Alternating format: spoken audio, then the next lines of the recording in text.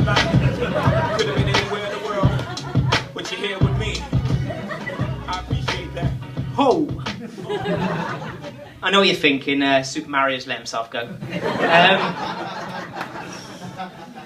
I thought I'd tell you a bit about myself. My name's James. A few years ago I had like a massive heroin problem.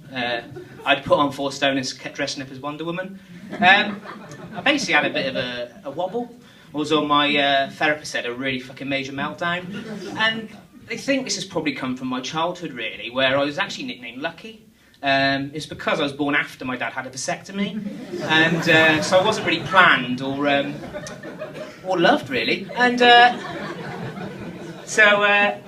but I do remember my first day of school. My dad pulled me to one side. He said, "Son, I've got some words of advice for you." I said, "Okay, Daddy." He said,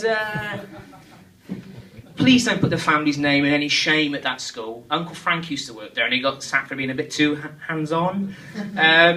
Secondly, he said, "Don't play pylon with the other kids. Look at you, you're flat on those poor little fuckers." And thirdly, he said, "Just don't aim too high. Put all your hopes and dreams into a cardboard box and burn them." Until you realise life's going to be one grinding disappointment, you'll never really feel contentment. And I took that on board, and basically he said, "Learn the value of money and you'll be fine." I thought, "Sid, cheers, Dad." But I did all right at school. I remember coming back going, "Daddy, Daddy, Daddy, I got an A on my spelling test." He said, "Oh, you must take after your mother." I said, "Oh, is she good at spelling too?" He said, "Nah, she had massive tits and I wish I never met her." And I come another day from school, funny enough, I said, "Daddy, Daddy, Daddy, I won the sports day, I won tug of war." He goes, "Of course you did, you fat twat, you're twice the size of any kid your age." And when I was about 8, really, I didn't have many friends, and so I sort of made an imaginary friend up, and her name was Sally, and she was my identical mirror twin.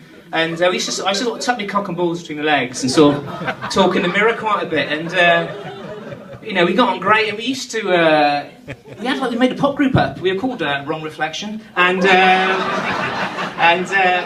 we did duets, and we did Elton John and Kiki D.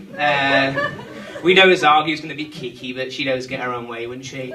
And we did "Don't Go Breaking My Heart, I couldn't if I tried. Well, honey, if I get restless, baby, you're not that kind. Ooh, ooh, ooh, ooh, ooh, nobody knows it, nobody knows. When I was down, I was your clown. Ooh, you're breaking my heart." Well, Uncle Frank loved us. He used to always come watch me rehearse. I'd finish the song, he'd go, "Again from the top." I was like, "Okay, Uncle Frank, okay." He really drilled us. And me and Sally still get on now, to be fair. She's got shorter hair, she's put a bit of cake on, but she's got cracking tits. And then I sort of noticed this dent in my forehead. I don't know if any of you can see it, they're pretty catching a light. And you're probably thinking the same as me, aren't you? It's a knit and needle scarf, like a failed home abortion. And to be fair, the signs are all there, really. I don't like hot baths or cheap vodka. And to be fair, I went to my dad to try to be a bit for a bit of support, really. And I said, "Dad, I'm a bit down. I want to throw myself in front of a train." And he got me a timetable. And I was just like, didn't get it, really. And I didn't really have no one to talk to, really. And a sort of child line were hanging up. Samaritans barred my number. I even joined the RAC. It said it was a 24-hour breakdown service, but the fuckers didn't want to know. But I did get a bit of solace, and it was in the weirdest place, really. It was down the sexual health clinic, and I initially went down there, really, because I thought it'd be like a breeding ground for sort of like some loose women, and I sort of went down there and people recognised me. It felt good, and I used to sort of check myself in on Facebook and people used to like it. I thought, fucking, it felt like acceptance, and I liked that. There was a few regulars down with me. There was Sticky Vicky, there was Gisabella, and Penelope Prolapse. And we sort of, basically, I had this one nurse I got on quite well. Her name was Sharon, and she had really nice hands, and she used to do the urethra swab, or you might know it as this sort of brolly down the Jap's eye, and to the point where I kept going back and again and again and again, because it was the only thing that really got me off, and it had a sort of knock-on effect, because I'd only get off on things associated with brollies. It was a bit odd, and I was watching Mary Poppins daily. I started drinking pina coladas, and to be fair, if it was sort of overcast, I'd be semi-like, you know.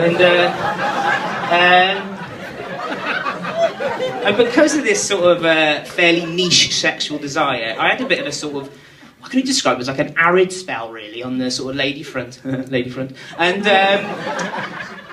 Where to my two? Yeah, and basically, I remember sort of saying to my mum that I was pretty lonely, like, and this Uncle Frank moved away, you know, his house got burnt down, and apparently he's kind of like a paediatrician or something, and it's a shame because I'm really going to miss Pants Down Friday, but sort of I was talking to my mum how sort of lonely I was, and I sort of said, do you know people have like drunken nights out they regret, and people they just don't want to be with? Well, I just wanted to be their mistakes, like I wanted to be someone's mistake, and she suggested I get a dog for some companionship, and I was like, ooh, bad idea.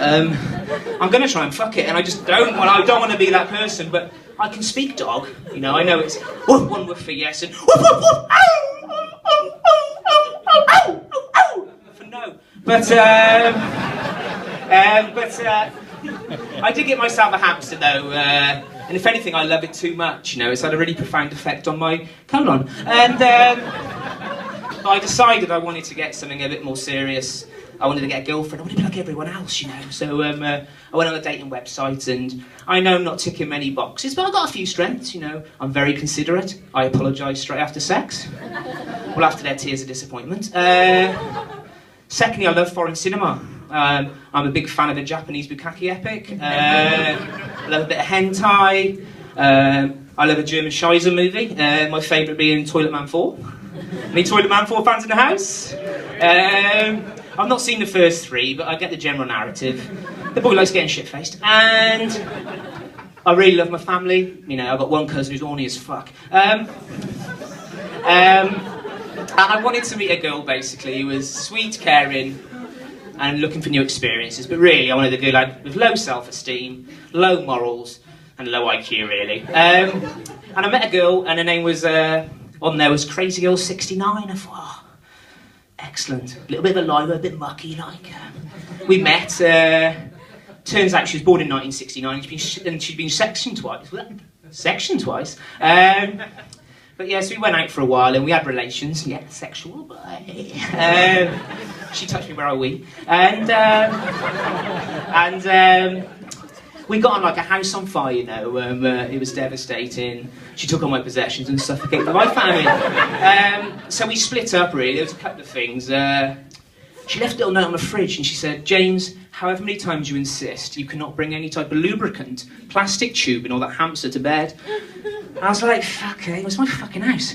And then she said, thank you for the love note, but your grammar is shit. I said, well, if my grammar's shit, your granddad's a fucking bell end. And, you know, we split up. And you know what, to be fair, folks, what I miss the most is the intimacy, really. Those sort of tender moments you share with each other that only you two know, those knowing glances, being two halves of a whole. And I think it's on the cold winter's night you miss them the most. And I remember one cold winter's night, and I'm not proud of this, I went to visit a prostitute, and I went, can I have an hour of your services? And she was like, yes, of course. And I was like, I don't know where she was from.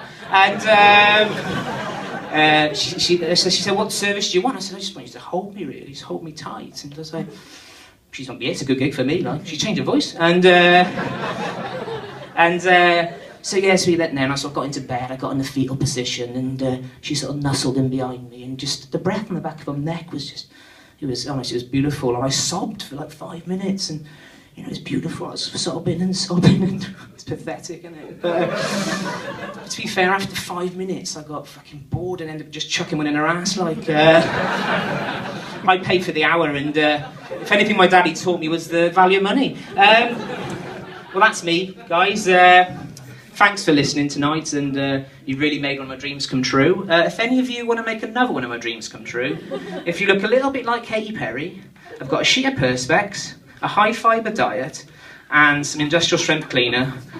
I'm in change room number 3. Thank you, guys.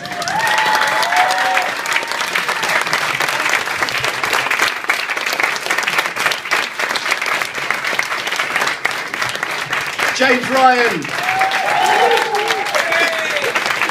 Got some friends in the house. She's made some new friends as well. You ready for your joke competition?